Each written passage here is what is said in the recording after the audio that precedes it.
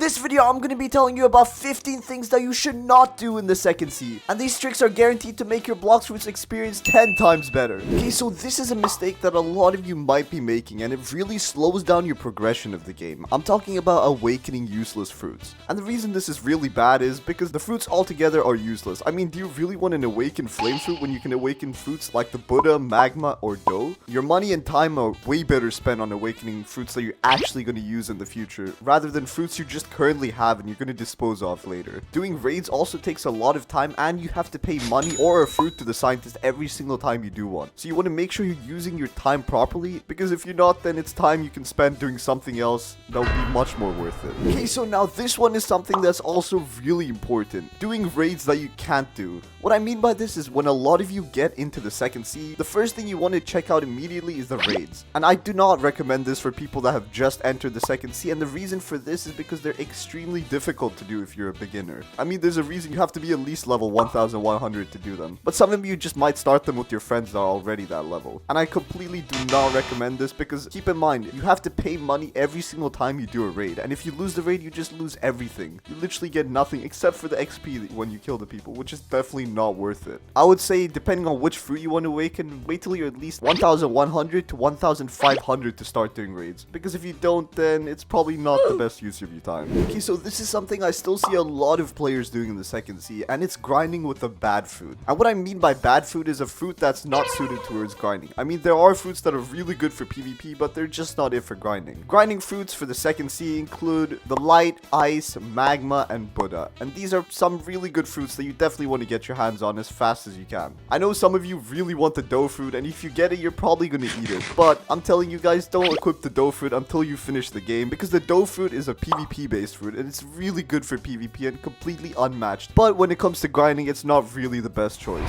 Most people that do PvP are endgame players that are just bounty hunting because they've completely finished the game and they pretty much have nothing else to do. So make sure you get your hands on a grinding fruit as fast as you can. While we're on the topic of grinding fruits, I'm going to tell you guys about a fruit that you should definitely get your hands on as soon as you get into the second sea. I'm obviously talking about the Buddha fruit. And the reason for this is the Buddha fruit is widely known as the best grinding fruit in the whole of Blox Fruits. The reason for this is when you transform with the Buddha fruit's Z ability, the range that you can hit people gets much bigger, so you can literally hit them without taking any damage. The Buddha fruit costs a total of 1,200,000 belly, or 1,650 Robux from the Blox Fruit dealer. It only has a 5% chance of being in stock, but a 6.6% chance of spawning normally. And if you want to awaken this fruit, it costs a total of 14,500 fragments. But the main ability that you want to keep your eye on is its Z ability, because it's the best one, and pretty much the only one you need. This is a mistake I see a lot of noobs making. It's not getting SHARKMAN Karate in the second sea and going to the third sea without it. And the reason for this is that SHARKMAN Karate is the best fighting style if you want to grind and get higher levels in this game. I know some of you might be saying that Superhuman and Godhuman are way better, but hear me out. The reason that SHARKMAN Karate is better than these two abilities, only for grinding that is because it doesn't have a delay between its third attack. So every attack, you can keep hitting people without any pauses in between. If you take fighting styles like Superhuman and Godhuman, you're going to notice a slight delay, and that's the reason it's worse for grinding. But when it comes to PvP, Superhuman and Godhuman completely demolish SHARKMAN Karate. So if you're looking to level up and grind the game, then SHARKMAN Karate is definitely what you want to be getting. The way you get it is by heading over to this guy called Dyrock the Sharkman on the Skull Island, and then doing his quest. And once you're done with that, you can buy it from him. But keep in mind, you can only do this quest when you actually reach the Skull Island, so you pretty much have to do the whole second sea without SHARKMAN Karate. Okay, so this one is not as big as a deal as the other ones mentioned, but it's something that's still pretty important. And I'm obviously talking about people that don't get the ACIDUM rifle. The ACIDUM rifle is a rare gun, and it does poisonous damage over time. And the way you get it is by destroying the factory, but keep in mind, you only have a 20% chance of getting it, unless you have double drops enabled. It has a total of 2 abilities. The Z ability is called Spiky Bomb, and the X ability is called Acidic Smoke. And the reason you really want to be getting this gun is because of its ability to break instinct. I know most of you watching are not gun mains, but even if you're not a gun main, you definitely want to get this and level it up a bit to unlock the abilities. It'll come really handy in PvP, even if it literally does no damage. This is something I see a lot of people still doing, and it's doing your raids without the Buddha fruit. And there's a reason the Buddha fruit is considered the best grinding fruit, but did you know it's also the best fruit to grind raids with? And the reasons are really really similar. It's because of its ability to hit people without them being able to hit you. It makes it really good for raids, especially when you get to higher levels because they get way more powerful, so you can still be a pretty low level while doing high level raids. And once you awaken your Buddha, you can do this pretty cool trick while you're grinding raids. You can literally walk off to the edge and just stand on the water and you won't drown. And you can do this trick on every single raid to regenerate your health. And once your health is back, you can go back to fighting. And you can just repeat this process over and over until you kill the boss. Overall, a pretty cool trick, and it's something that you guys definitely want to be doing in the second season. Okay, so this is a mistake I don't see a lot of people making, but I still see some do. And this is grinding higher level bosses for boss drops. If you just enter the second sea and you just want to get some secret swords or weapons or any type of items, some people just instantly go and fight bosses that they're not prepared to fight. A really good example of this is the Ice Admiral, and you definitely don't want to be fighting this guy if you just entered the second sea. And the reason for this is that he will completely demolish you. He's literally one of the highest level bosses in the second sea, and you shouldn't be grinding him just to get some drops. Many people try and grind the Ice Admiral because you can actually get 2 drops from him. One is the secret sword behind this wall that you need a key for, and the next one is the secret room over here.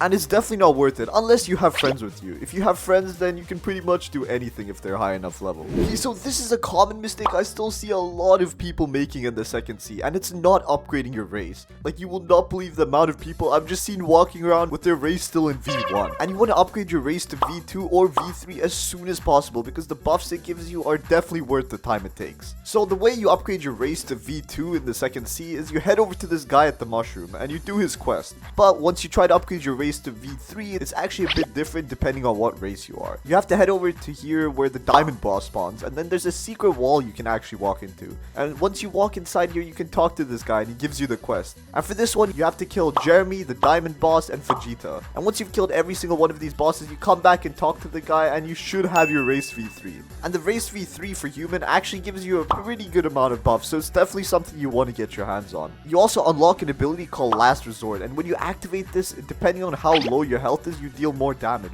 This ability has a 20-second cooldown and lasts a total of 5 seconds, and in my opinion, this is really good for PvP. This one is a pretty simple mistake, but I still see a good amount of people doing it in the second sea. So everyone knows that there's 2 different ways to start raids in the second sea. One is by trading in a fruit, and the other one is paying a certain amount of money. But people that grind out raids usually can't pay amount of money because you can only do that every 2 hours. Other option is to obviously just trade in fruits, and I see so many people trading in good fruits to start raids, but this is actually a pretty bad idea and definitely not worth it. The reason for this is you can trade in any fruit, it doesn't matter. Like, you could trade in a dough fruit or a kilo fruit, and they're both literally worth the same thing when it comes to this. So you don't want to be trading any fruit that's above rare, in my opinion. Or if it's a fruit you don't use, you should definitely trade it in. Like, for example, if it's a fruit that you definitely know that you won't be using. Like, I mean, no one's gonna use the kilo fruit, the spike fruit, the chop fruit, or other fruits that are pretty low tier. Okay, so this one isn't really that important if you have a good fruit, but regardless, it's something that you definitely want to be doing. You always want to get help on your raids, and I see a lot of people not doing this. I mean, it's literally free help, and everybody likes free help. Even if you don't have friends, you can go into many Discord servers and communities, and there's always people there that are willing to help.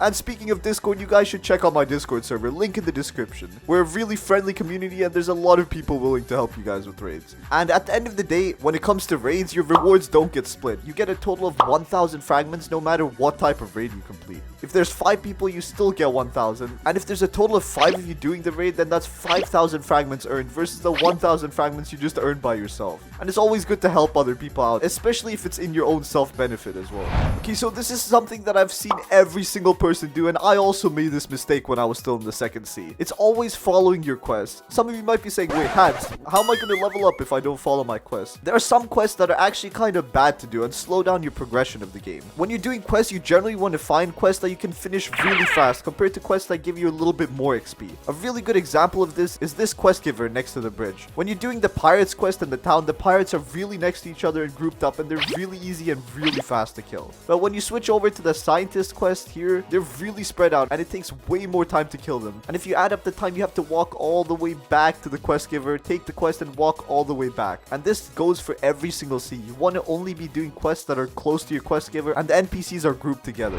And another good thing about this is it makes it really easy to group up the NPCs, and if you have an area of damage attack, it makes it way faster for grinding. Okay, so this is a pretty simple mistake that I still see some people doing, and that is leveling up your Buddha fruit. My hands, didn't you say the Buddha fruit was the best fruit for grinding?